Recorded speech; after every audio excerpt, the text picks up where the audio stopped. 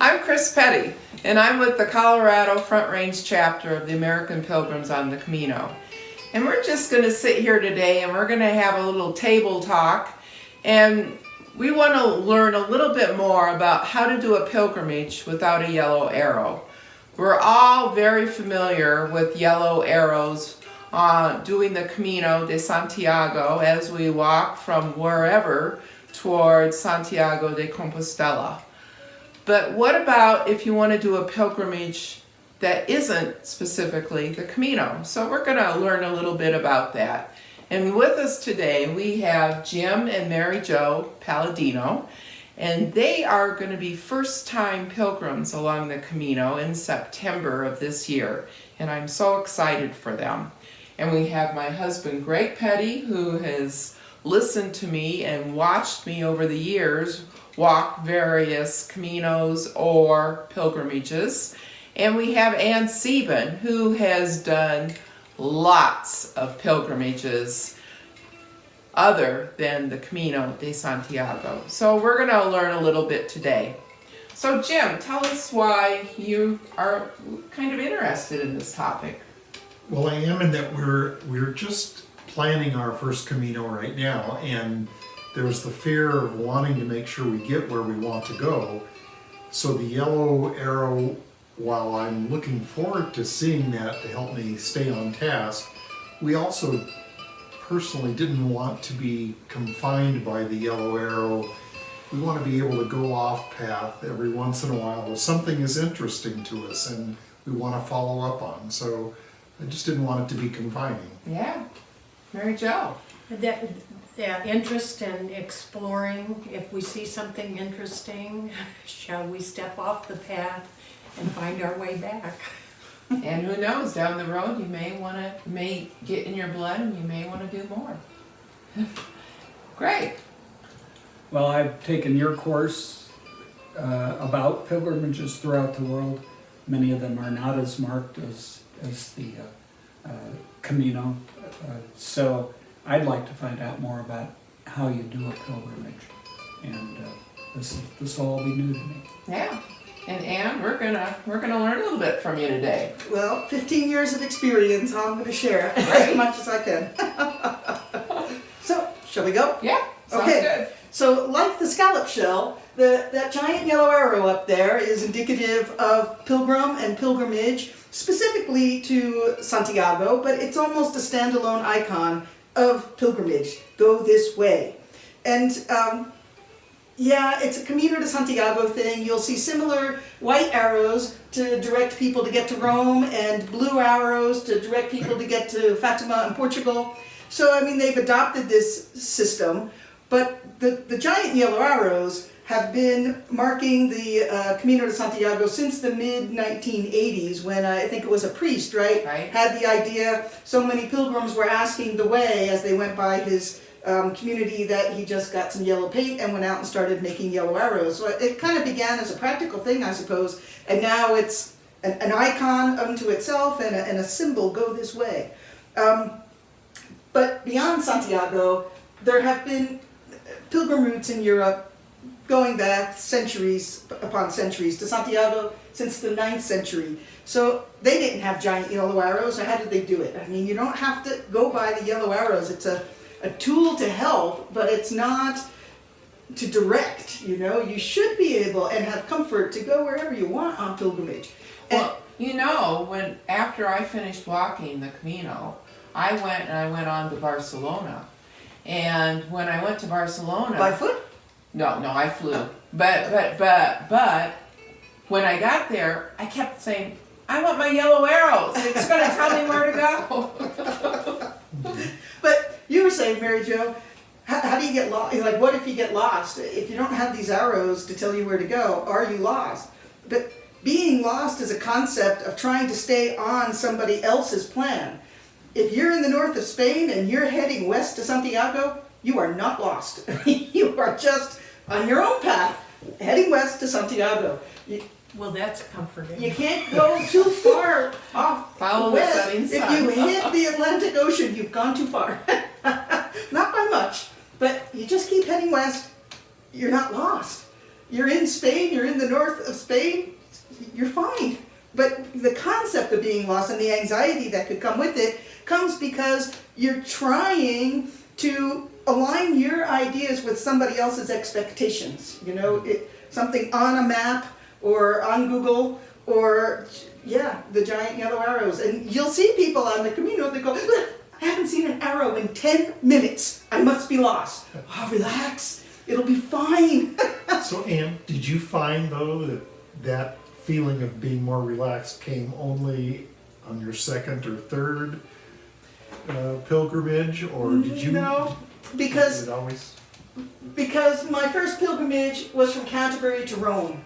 No giant yellow arrows. And in 2007, there were no white arrows either, as there are now in the Italian part. So that brings me to this concept. I mean, first of all, I wanted to say, let's frame our discussion, that there are pilgrimages around the world in many, many different cultures for century upon millennia that we're going to be talking here really about this Western European Christian-style pilgrimage to shrines or to particular holy places. So, because it's really a broad topic, but let's just keep ourselves there. And this great story starts with this pilgrimage, the Via Francigena, that goes from Canterbury to Rome. That was my first pilgrimage. And this story is great. And I encourage everyone to read into it. Sigeric, right there is a great How do you name. spell his name? Sigeric, Sigeric. And he was an Anglo-Saxon monk in the late 10th century. So he spoke Anglo-Saxon language. He was up in England, what's now England, and he was told he was going to be Archbishop of Canterbury. And archbishops need stuff, bling. So in order to, once you're identified as the archbishop, you got to make a trip to Rome, call it a pilgrimage, to get the stuff. And so he took a pilgrimage, had a small entourage, and he walked from Canterbury to Rome. Well, he did that in the year 990. He began his journey. 990. But in the 1st century BC, right, so 1,000 years before, when Julius Caesar became the leader of the, what's now Europe in the Roman Empire, he said, build me a road, we're going to invade the rock. And so that road, the Via Francigena, was a Roman road built under the command of Julius Caesar so that he could go and take an army and invade England. So the terminus is Canterbury because that was already an establishment of the local inhabitants, and then that became the first Roman foothold in England. So Sigeric walked on a road that was already 1,000 years old and in disrepair because the Romans had already kind of tumbled away the empire for more than 500 years by the time Sigeric got there. And so Sigeric walked on this road, bridges, Roman bridges, proper Roman road with the paving and everything, and about 100 kilometers of that 2,000 kilometer distance still exists. So if you walk along the Via Francigena today, you'll be able to put your feet on about 100 kilometers of actual Roman roads. And I don't remember how many actual Roman bridges you still use. In many places, the modern highways are parallel. In some cases are on top of it. But it's really fascinating. So our little guy Sigeric, just a lovable guy, walks down to Rome and gets his stuff. And on his way back, he kept a journal. And he was writing all of the names of the places he visited. And he was in no hurry, I don't know why, but he was in no hurry and he stopped for months. What did he do? He went monastery to monastery. And then he understood, he got to, share the culture. How do different monasteries operate? How many sheep do they have? How many acres of grain do they raise? All of these details. He wanted details. So on his way back, he kept a very detailed diary. And it took him until the year 994. So he started his journey in 990. In 994, with a detailed journal, he gets back to Canterbury, takes over as the archbishop. Bless his heart, he died. He died, and they put all his stuff in the archives. And it wasn't until 1984 that some random scholar in, I think it's the British Library, came across this fat diary with all this detail. And this guy, for his just specialized knowledge, I think he was a road engineer actually, studying Roman roads. And he was able to make the connection, written in Anglo-Saxon language, Sigiric's diary was, he made the connection between those place names and modern place names. Oh, wow. And realized this is the Via Francigena. And no other document existed since the Roman times of where that pathway actually went that Julius Caesar had built. So, right, sad the guy died, but Yeah. probably because he died so quickly after he created this journal, it Yeah. got put away. That wore him out, those 4 years of going there and back. Times. And no one knows, of course, how old was Sigiric and, those things, but they know his route. And his route was not pathways, his route was monastery to monastery to monastery. But they were on the road, Yes, on this Via Francigena. and that eventually wore away. It Well, much lasted of it- for 1,000 years. No, much of it was already kind of robbed, stone was robbed away to build other bridges or build other buildings. So it was no longer a contiguous thoroughfare of Roman road, even in Sigiric's time, because he had some complaints apparently in this diary about, there was no bridge at this one area and we had to, cross this stream or something, So there were some, it wasn't exactly the same pathway as Julius Caesar had built, but there was enough of it there, and the place names all aligned correctly with what would be expected. It's almost like the Codex Calixtinus in one Yeah, sense. the Codex. Yeah. Right? It gives us a little snapshot into that period of time. What is that? That was really kind of the first guidebook for the Camino de Santiago. 15th century, I think? No, this was Oh, yeah. before that. This was probably about the 12th century or before. Yeah, I think 12th Yeah. century. So, giving a snapshot of what the path was like without actually being on the ground. So you say he went to all these monasteries. Were they welcoming places? Absolutely. That was, Sigiric did his thing 990 to 994. St. Benedict, gotta love him, he did his thing in the mid 500s. And among the things that St. Benedict did was write St. Benedict's rule for monastic life. And in the rules, it's quite detailed, that still exists and is still used today by many monastic communities. How to greet pilgrims, how to treat pilgrims, how to take care of pilgrims. Rule number 53, my favorite, welcome all pilgrims as though they are Christ. Oh my goodness. So, Sigiric knew. And there was a pope, and I'm still trying to chase down the original reference, I only read about it, but there was a pope somewhere in this time frame, 10th, 11th century, and he wrote an actual decree about pilgrim rules, because pilgrimage was becoming really important. And among those rules, he said, all religious communities, it's a broad term, it could be a monastic community, it could be the household of a faithful family is a religious community. So all religious communities must offer hospitality to pilgrims. Okay, must. But, here are the rules. Only one night can be expected by the pilgrim, one bowl of soup, and one piece of bread. There is an asterisk, unless the pilgrim is sick or injured, and then they're obligated to take care. You see that along the Camino too, because at the municipal albergues or at one of the parochial albergues, the rule is you can only stay one night unless you're sick or injured. Interesting. Yeah. Very interesting. Yeah. Ties. Yeah. And so, St. Benedict's rule number 53, all pilgrims must be received as Christ. But Sigiric, he was already a monk, and he was made an archbishop. That carries some sway. Whether he's not just a humble pilgrim or somewhat important in the church, he was still received by all of these monasteries. And he stayed long enough to take the notes on how that monastery operated as kind of an education for his future job once he got back to Canterbury. Little did he know, it wouldn't last long. But when it says these, monasteries, I would say, is the key to how you make a pilgrimage without the giant yellow arrows, is you go monastery to monastery to monastery. monasteries in the Middle Ages were generally often built on pilgrim routes because of Saint Benedict's rule. It is part of their charism, part of their reason to be, is to help pilgrims across, make their pilgrimage. So they're going to spring up where pilgrims are passing through.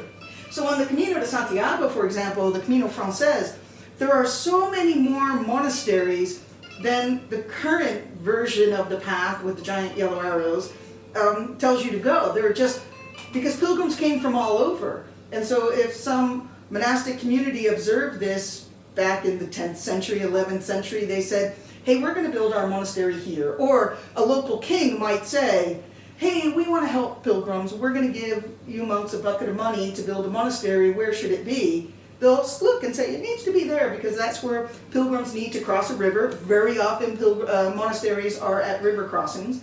And we're going to help the people. We're going to help the pilgrims. And it goes hand in hand, monasteries and pilgrimage. Yeah. So in some ways, the monastery is a great big yellow arrow, though. I mean, it really is. If the Francigena, if you're actually following monasteries, I mean, that's...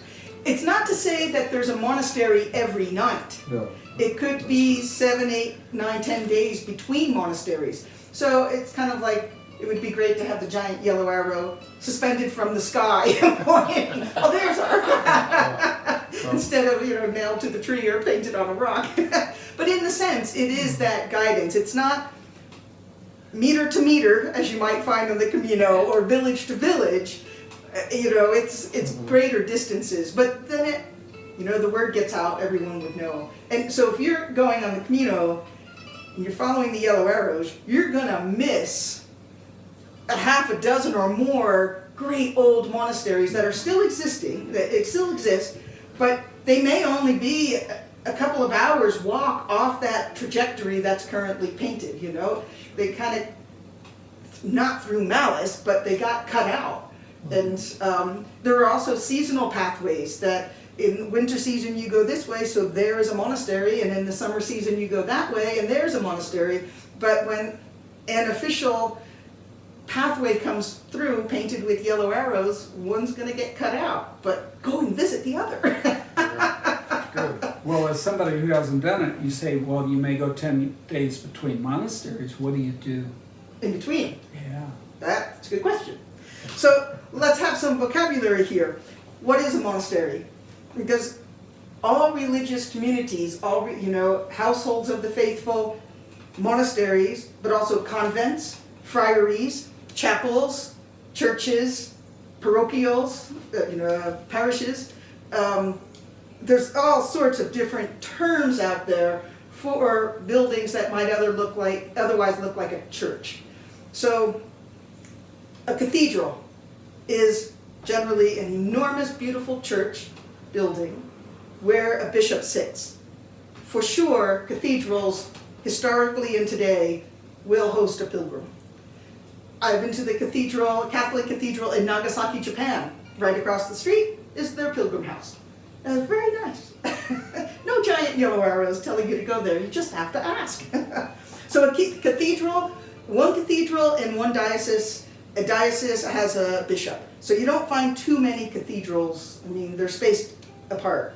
In the Middle Ages, your pilgrim credential, the credential said you had permission to be walking out freely. You weren't a runaway or an outlaw, or you were a good person going on pilgrimage. That's why you had your pilgrim credential. But your credential had to be stamped by every bishop to have the permission to walk through the bishopric. And so the pilgrims didn't often walk in straight lines. They would be, especially up in France, you're often going crisscross to get to, because those bishoprics were long established. But after a while, with so many pilgrims, when they started making more dioceses, more cathedrals, they aligned them to where the pilgrims would walk. And that's why pilgrims in the Middle Ages, and this is in the Codex, they would walk in groups, just because logistically it was easier for them all to arrive at a cathedral on, whatever, the Ides of March, or on a Monday, and that's the only day that the bishop's got to stamp all the pilgrim credentials. Now you used a term, bishopric. bishopric, diocese, Diocese, Same. okay. bishopric, Okay, because diocese, sorry. one way you could, Yeah. so anyway, okay, thank you. And then there are parish churches, and a parish church is generally where a priest who serves several churches, but the parish church is where the priest will live, Okay, generally. And then there'll be a chapel. Chapel generally does not have a resident priest, and it's under the kind of purview of a priest. a traveling priest kind of. Well, no, No? it might be many villages away will be a Oh, chapel okay. from where the priest lives, and he'll only serve a mass in that chapel periodically. Okay, Because it's a smaller populated area. Yeah, and so they have a local place to worship, but no priest. So they'll either have to go to where the priest is or just wait till the priest comes to them. Travels to them. So you hear chapel, it's a similar term, oratorio, pieva, I mean, all these different terms mean chapel, no resident priest. I mean, that's Okay. kind of the takeaway. And are you welcome to stay there? If you can find someone with the key. And you ask nicely, yes. You might have to remind them of St. Benedict's rule number 53.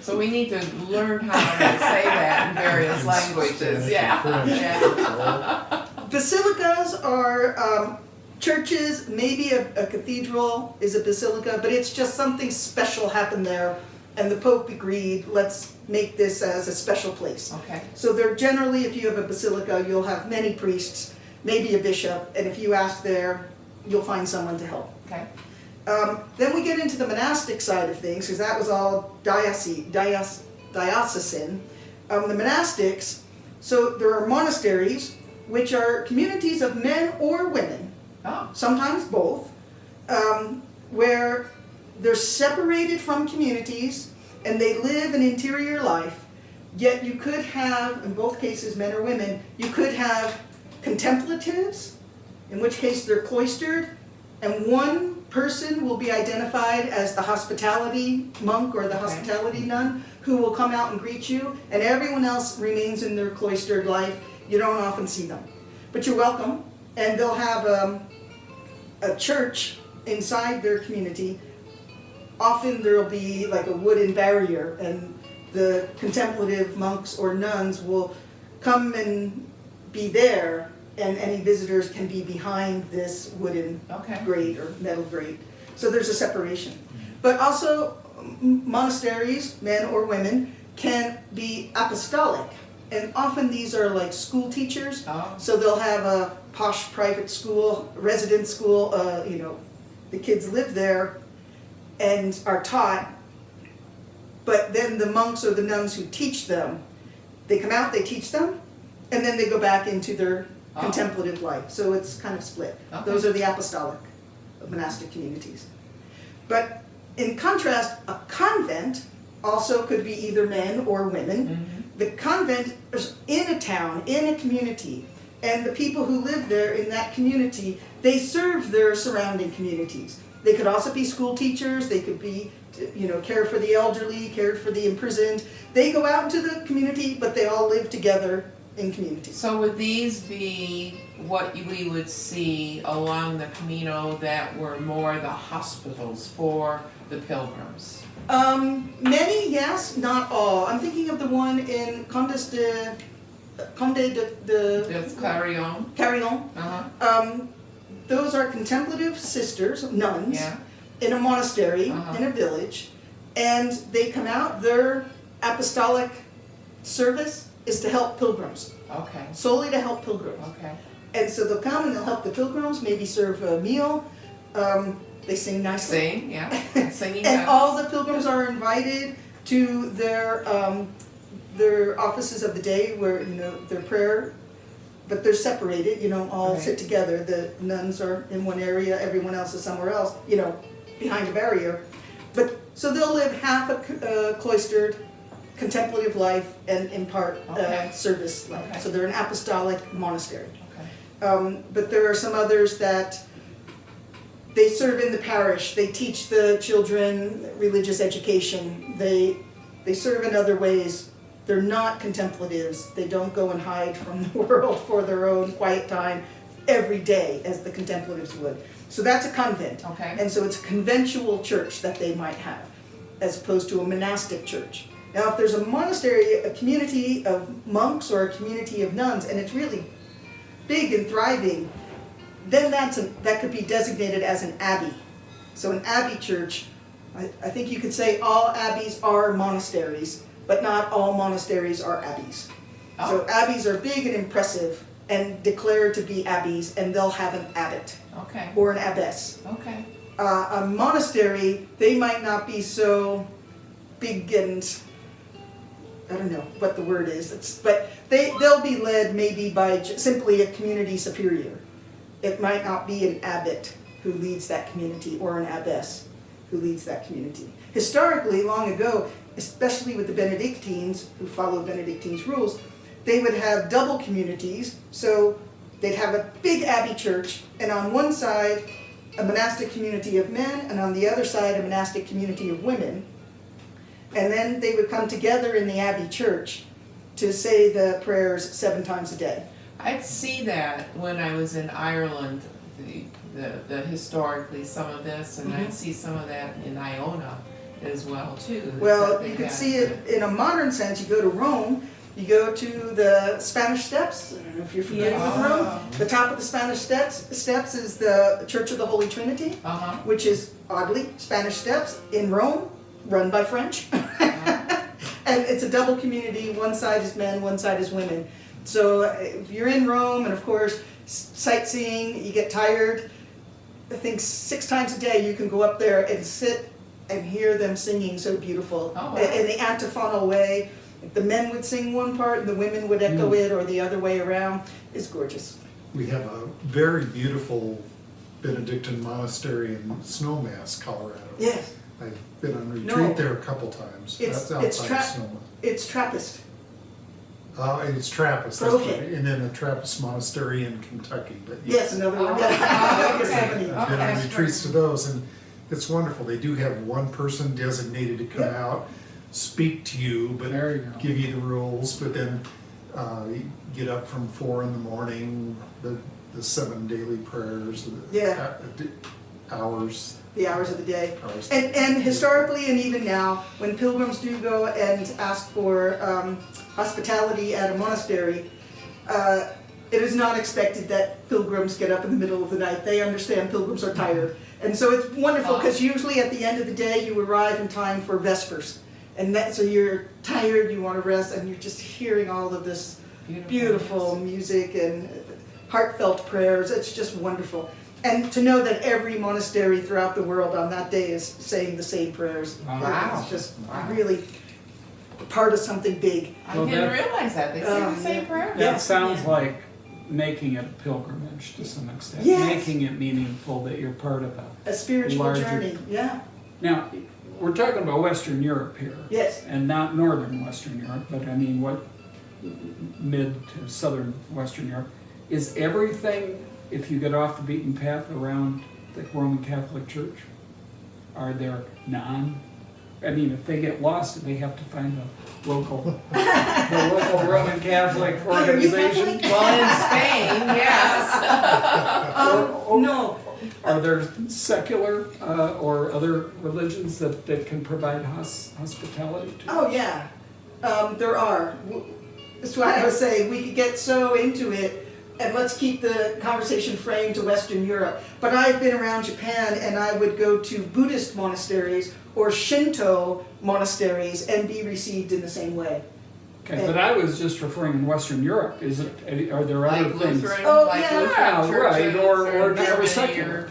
There aren't so many Protestant, there are some, but there are not so many Protestant religious communities. So if you encounter a monastery in Western Europe, chances are it's going to be Roman Catholic. Okay. There could be some that are specifically ecumenical, like Taizé in France. I didn't go to it it's not on the Via Francigena, but it's not far off. And Taizé is specifically a ecumenical Okay. community, and they would accept every pilgrim Okay. and encourage you to stay more than one night. So there are some others, but Essentially, that's the right. main. Yeah, we're talking probably in Western Europe, 99% of All right. the places you would find that are religious communities. There are some Buddhist places, there are some Hindu places in Western Europe, but they're hard to find. You might stumble on them, they'd never turn a pilgrim away, I'm certain. Okay. So we were at the double monasteries, we were at the top of the steps of the Spanish steps, double monasteries. Convents. The convents. Oh, I want to make a point about the friars and the friaries. Yeah. So monks are men dedicated to monasteries in religious communities with vows. Not all monks are priests, and not all priests are monks. So you see a monk, you would refer to him as brother, unless you know he's a priest, and then he would be father monk. You know. Oh. And similarly, in a monastery of women, the women are referred to, they are nuns, and you would address them as sister. Okay. But if you're in a convent, you visit a convent in a city, in a town, and there are sisters who teach in the local school or something, they're not nuns per se. A nun is a woman dedicated to a monastery, Oh. which is generally outside of a town in the countryside, unless the town has grown up so big around the monastery. Really? But a nun monastery, sister, it would be, religious sister would be in a convent. Okay. And if there's a monk, no, if there's a man who's dedicated to a convent, a conventual life, and generally these are Franciscans and Dominicans, Okay. they would be called friars, not monks. Friars. So men who are dedicated to a convent are friars. Yes, Oh. right. And you would refer to them as brother somebody. So is a friary A part of friar. a convent, or is it just a friary? A friary, if somebody said the friary is down the street, that would mean it's a convent of men. Ah. If someone were to say, you're asking directions, the convent is down the street, you might think, oh, it must be women. Women. But not necessarily. Ah. But a friar, you would say the place the friars live is the friary. Okay. Okay. Now this may be off topic a little bit, Okay. but do monks and friars dress differently? I mean, how do you tell the difference between them? That's another ballgame. Oh, okay. Because you have different religious communities, some wear black, some wear gray, some wear blue, some wear white, Brown, some wear okay, brown. okay. Yeah, it's kind of a fun game to play. Yeah, I bet. You can get like trading cards, name that, try to guess who that religious over there is based Name on. order. Yeah, name that order. And I've asked people to say, yeah, I think that there are some sisters there. Can you tell me what color do they dress in? Ah, blue. Okay, thanks. So you get to. Okay. It's a nuance. It's Okay. a nuance. Okay. I wanted to say the word friary sounds an awful lot like priory. Mm. And I mentioned that abbeys are important communities of religious communities. And generally, an abbey is an important place that has some daughter houses. Okay, so you have the abbey. Okay. The daughter houses would each be called a priory. Oh. Okay. Okay? And the priory is not run by the abbot. The priory is run by the prior. Oh. Or the prioress. Oh. Right? It's kind of fun to really understand all this, but the end of the day, it doesn't matter. Any of these, if they are a religious community, they should accept pilgrims. And if they can't accept a pilgrim for legitimate reasons, they'll say, look, our plumbing is so old, we just have no running water. It just won't work. However, we know this family who comes and helps us out all the time. I'm just going to give them a call. I'm sure they'll take you in. They'll help you in one way or another. Help you find your Airbnb. No, I think as you were saying, right, that they'll understand if you're really a pilgrim and you're on your way to a particular pilgrim destination, you're there for a spiritual good time. You are not a tourist. And for this reason, this is important, if you ask for hospitality at one of these religious communities, whether a monastery, a priory, a friary, wherever, you don't ask, how much do you charge for that? It's a non-transactional situation. And it's really insulting to say, how much do you charge? Because I'm going to decide whether it's going to be worth it. No, no, no, no, no. They're going to accept you into their community because of love, because of trust, because of St. Benedict's rule number 53. It's not a business. They're not in the business of hotel. So if you're a mendicant and you have no money on you, they accept you. Yes. But otherwise, if you do have some, for you to give a donativo or a donation, they would welcome that. They would welcome that. They don't, and they might even have a discreet little list of suggested donations. Okay. If you stay for a night with all the meals or, something, and there's nothing wrong with that, to give you an idea, because you might be in a completely different culture and you just don't have a concept of value of the local currency. Right. But you don't ask them, what do you charge for that? You're prepared to give a donation. And if you're a mendicant as I am, right from the beginning, I'm a mendicant pilgrim, and often enough it's like, wow, you've got a hard life, come in. You get 2 bowls of soup, 2 pieces of bread. So it's not a business. And some of these monasteries or retreat locations, they're gonna have programs where you can come away for a week-long retreat or something, and they'll have perhaps a price list, because that's a different thing than offering pilgrims hospitality for a night along your journey. So it's non-transactional, donations are welcome and accepted, and they won't look down on you if you only donated such and such instead of some other amount. But some of them may have businesses like making bread or cheese or Yes. beer or whatever, and those they would take to the community. Right, Yeah. and they'll have a gift shop for that Okay. element of their business. So, the key to making the pilgrimage without your giant yellow arrow is historically, and can continue today, if you want to be a touristic pilgrim, you could just map out, I want to get to this pilgrim destination, and I'm going to go from Airbnb to Airbnb, and I'll figure out my path. Right. Great, do it. It's Yeah. touristic, but it's in your control, and you'll get what you pay for, what you purchase. That's fine. They did that in the Middle Ages as well.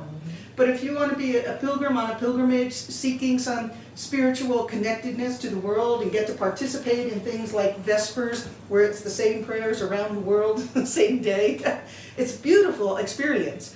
And often pilgrims are welcomed into closed off areas, at least, especially at big abbeys, that there'll be a guest wing for retreatants who go there and are on a program. But then there'll be another wing for pilgrims. And often, this is so funny, often under the roof and above the kitchen. Because under the roof and above the kitchen is going to be the warmest yet smelliest part of the buildings. This goes back into the centuries, Put the pilgrims above the kitchen. And they are warmest. When you say smelliest, that doesn't sound like it's always good. Pilgrims have such a low bar. If they've been boiling cabbage all day to make soup, It depends on what they're cooking. That's true. Yeah. you won't find many, having a whole set, what is it, the pig on the spigot, Roasted pig, yeah. Let me go to something that's very basic. And what is the range? You're stopping at a religious place. What's the range of how serious you have to be about your spiritual or religious purpose to walking? Well, it's almost, it's a wide range. The answer is a very wide range. And you're still accepted. And you're still accepted. And I've seen pilgrims come to a monastery of Catholic Benedictines and say, well, I just want you to know I'm Protestant. And it's like, okay, we don't care. It's not an important thing to us. Mm-hmm. If you're here with an open heart, and if you're here with respect and love for humanity, you're most welcome here. You don't have to show a card, I'm Catholic, show your sign from your signature from a bishop that says you're allowed in. They'll welcome anybody, regardless of their own religious background. And they won't even ask. It's not important. If you're agnostic, you may be searching, and they're not going to shut the door, and maybe something that you experience there will help you on your spiritual journey. They're not going to say, no, I'm more thinking about from the pilgrim standpoint, whether they feel like they should be asking for this. And you're saying it really doesn't matter Right. if you have a purpose to your walk. And I think I'm seeing that Right, and pilgrims do have a purpose. and this is our last conversation we had, what's the difference between a pilgrimage and a long walk? And if you go into it thinking, I'm just gonna go on a long walk, but hey, I understand I can stay at any monastery I want. So you show up and say, well, I'm not a pilgrim, I'm on a long walk. They're gonna take you. Yeah, I get it. But there's, I'm just trying to understand the difference, and I think you made it clear. Okay, so it's an honor, I would say, that this system that goes back to the Middle Ages, goes back to Saint Benedict, who made a point of, rule number 53 is not the only one that discusses pilgrims, but he made a point of talking about pilgrims and how to receive pilgrims in the year 516. Yeah. That's a ways back there. That really Yeah, is. that's That's amazing. And that was, before the Codex, before the first guidebook of pilgrims of Western Europe. I mean, it is so ingrained in the culture, the Western European culture, to be a pilgrim and to go monastery to monastery. And 1,000 years before we had buildings in the country we're living in, permanent buildings where there are still remaining buildings that were there. Right, because when we pilgrims, I have slept in buildings that existed at the time of Saint Benedict. And, they've been updated, water, plumbing, electricity. But yeah, you just feel the enormity of all of those, all that time, exactly. And, it's just so wonderful. Let me give a few examples. I did a pilgrimage, because I go on pilgrimage alone, and I often guide small groups of pilgrims in the same manner. And so the first thing for the group of pilgrims I take, the first thing those pilgrims have to do is trust me. I'll find us a place to sleep, don't you worry. So don't worry about the pathway, don't worry about finding the place to sleep, we'll be fine. And we'll all have something to eat, don't worry about that. So you're the yellow arrow. There you go. You're figuring it Take out. that across my Walk back. with Exactly, that's good. So here in Denver, we have the St. Elizabeth of Hungary parish. And St. Elizabeth, you gotta love the saints. St. Elizabeth was a good one. I mean, they're all great ones, but she's endearing. She was a contemporary of St. Francis of Assisi, who's very well known, and lived at the very early 13th century, so 1209 or 1215, somewhere in there. She and her husband, who were up here in north central Germany, they made a very devout couple. They made a pilgrimage together to Rome. He continued on to Jerusalem for one of the Crusades. Oh, wow. And she returned on her own. And he never returned. He came back from the Crusades, got as far as Rome, caught some fever, and died. And she had 3 or 4 children she was raising up there, but once he died, her in-laws, the royalty, because it was all nobility, we'll finish raising these kids, and because this is our future, not a king, but it was like what would you say, an earl, something like that. So, you're kind of on your own. Well, her pilgrimage, going to Rome and then going back. She didn't record all of the details, but what I did, so I decided I would take this group of young people, young adults, all connected with the St. Elizabeth of Hungary parish here in Denver, and we would go to Rome, fly to Rome. I arranged, we had Mass at the Vatican just for us in the Our Lady of Hungary chapel. Wow. It's pretty cool. Pilgrims have Yeah, sway, you just gotta yeah. ask. And we walked to Aachen, about 1,000 miles. Or not to Aachen, sorry, to Marburg. And I looked at maps, because so much exists. I looked at maps from the 13th century. Where were monasteries? And it was so clear how she would have gone on pilgrimage between Rome and Marburg, Germany. And it's not a monastery every day. And we went right through Assisi. She was a correspondent with St. Clare of Assisi. And we went to Camaldoli. There's an offshoot of the Cistercians. So that existed then, it exists now. we went to Bologna, very famous, and there were so many monasteries to choose from and convents to choose from in Bologna.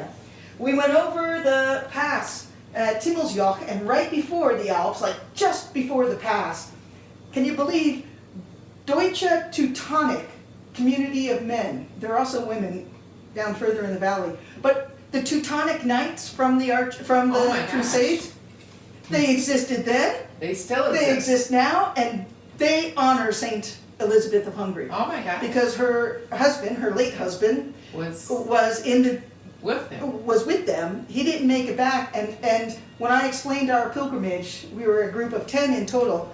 I explained it to the abbot, and he took us back into their private cloistered area to Oh, the wow. men's refectory, the monks' refectory, and there was such a painting, a tribute to Saint Elizabeth that no one would ever get to see. Oh, wow, that Because is we so were on a cool. pilgrimage Special. for Saint Elizabeth, he got it, you know, he understood. So we went through there and then continued just different places that existed at her time and still exist today. And everything in between, I mean, there's some flexibility, you know, you don't want to be tied in. I figured out a route to get, I think once we got past Azizi, I wanted us to stay in the mountains, in the Apennines, because it's cooler, and we were there in summer. But that summer was so hot. What happens when pilgrims get hot all the time, overheated? They get cranky. I get cranky. Everyone was cranky. Something's got to give, pilgrims. And so I steered us down, and we went and had a beach day on the Oh man, Mediterranean. they love that. Yeah, it was great. It cooled us all off. We were nice. And then we were out of the mountains, but were able to go quickly up to Bologna and get back on the monastery to monastery path. So there is flexibility, especially in between, but it is an honor and a privilege to be able to go to these monasteries, especially these really, really old ones. So, And also the opportunity to maybe attend mass. Oh, yeah. In addition to the Vesper. to attend Mass in many languages, to go to Vesper. Pilgrims are generally, I don't want to say expected, but the pilgrim schedule conforms with arriving in time for Vespers, followed by supper, followed by compline, and then nighttime. And then we get up, we generally miss Vespers or Vigil or Matin, which happen in the middle of the night. And we get up for Lauds, and then we have Mass, and then breakfast, and then we leave. So often, the pilgrim schedule conforms with the monastic schedule in that way. Now you mentioned a word that I'm not familiar with, was compline. Oh, What is that? that's night prayer before you go to Okay, bed.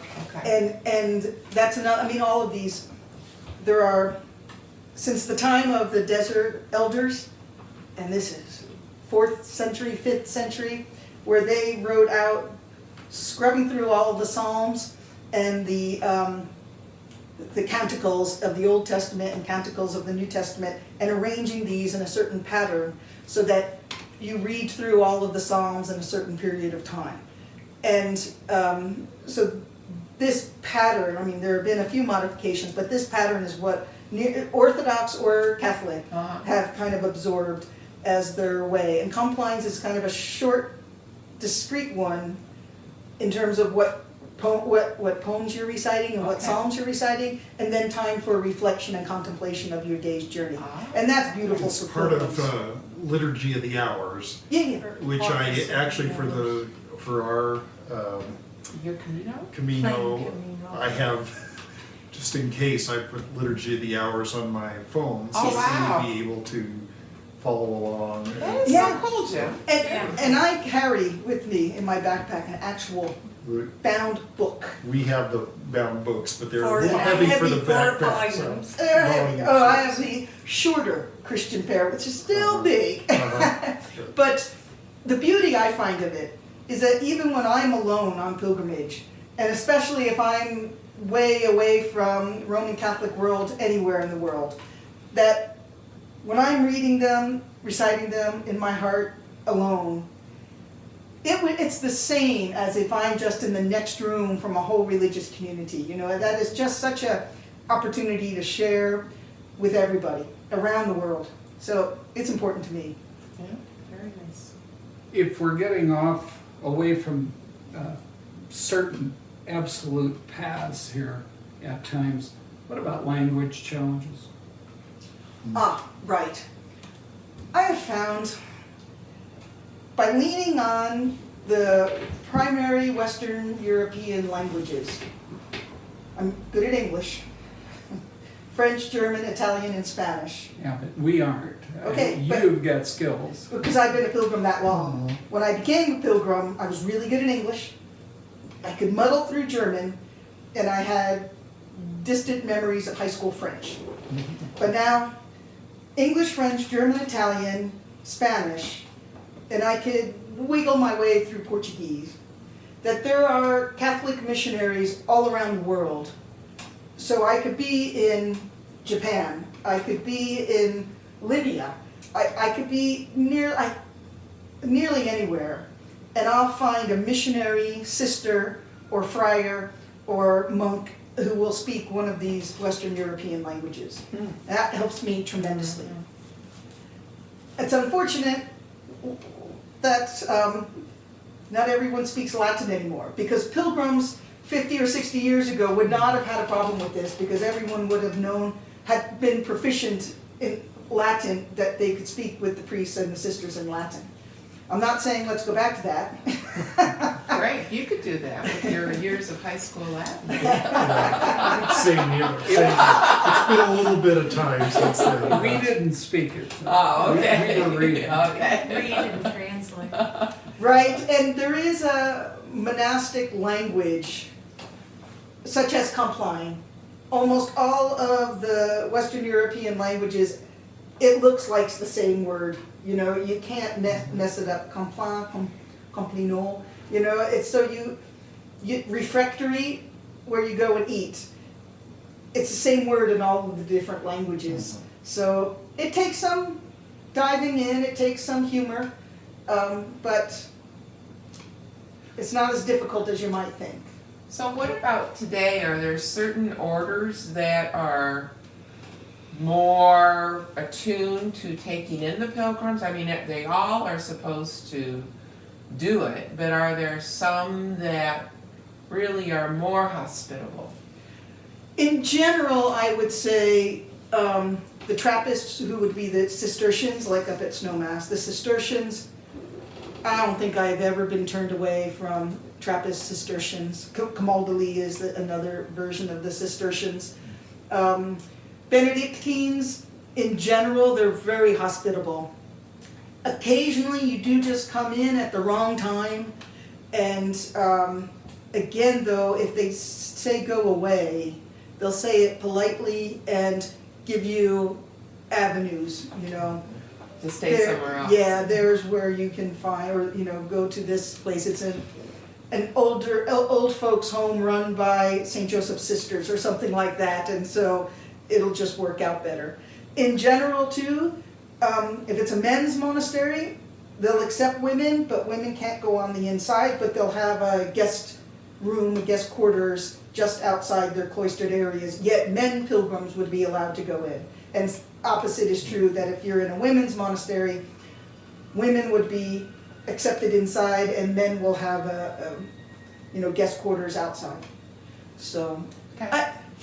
Franciscans, again, in general, they're so humble, they won't turn you away. And similarly, parish priests. Now, it's kind of hit or miss, because one person's going to be uptight and cranky, one person's going to be very, very busy and just can't cope with it. But They're human. they're human. But in general, you just say, hey, do you mind if I sleep in the parish hall? And they'll go, yeah, I don't care. Go ahead. Help yourself to whatever's in the fridge. Smell it first. I can't be responsible. Do you find seasonal differences being accepted? Or? No, because I am often alone in winter and get accepted, and with small groups in summer, and I haven't noted any differences. The only thing might be is in winter they'll say, well, the pilgrims' quarters, we don't have the heat on because we haven't had a pilgrim in months, but here, let me get you a space heater and you'll be fine. So, or they'll say, unless you want to just sleep in the parlor, which is heated, so sure. You know, they'll make a little accommodation, but no. Interesting. I think it's a really enriching element of pilgrim life. It's the Camino Frances. Many of the old monasteries have been kind of cut out of the modern pathway, and then so many others, because there are so many pilgrims that the monks or the monasteries can't handle them all, and so these municipal places have popped up to serve pilgrims, but it's something different, you know. So, really, almost to sum it up, because we are getting probably close to our hour time frame. When you want to do a pilgrimage, one of the things you look for are, okay, what kind of religious places, monasteries, convents, am I going to find along the way from here to here, and I'm going to map my route through that way? Or you say, I want to do a pilgrimage for Saint Elizabeth. Okay. Where would she have gone? Ah. So, yeah, you say from point A to point B. Once you start getting into the history, they just appear. You say, why am I on this pilgrimage? Am I following the history of a particular saint, like the Saint Elizabeth? Or do I simply want to get to a destination that's important, like Mont Saint Michel, for example? And you say, okay, but Mont Saint Michel was also, that was built in the 10th century. And if I'm anywhere in Europe and I want to get to Mont Saint Michel, well, so did a pilgrim in the 10th century. And so you'll find monasteries along the way who have always been there serving pilgrims to Mont Saint Michel. Okay. Thank you. Thank you, yes. This was fabulous. And we didn't even touch even part of it. Maybe we'll have to have a part 2 sometime. But What did I miss? well, I'm just saying we can go about the different kinds of orders and so forth and so on. Yeah. But I'd say right now we've had a good discussion, and I think I learned a lot. But I am too. Yeah, thank you, Ann. Are you going to become a pilgrim now? I don't know. well, that's it. We learned a little bit about how do you do a pilgrimage without following the yellow arrows, and there's just so much more to learn. But anyway, thanks for attending. We'll talk to you later. Buen camino. Buen camino. Ultra.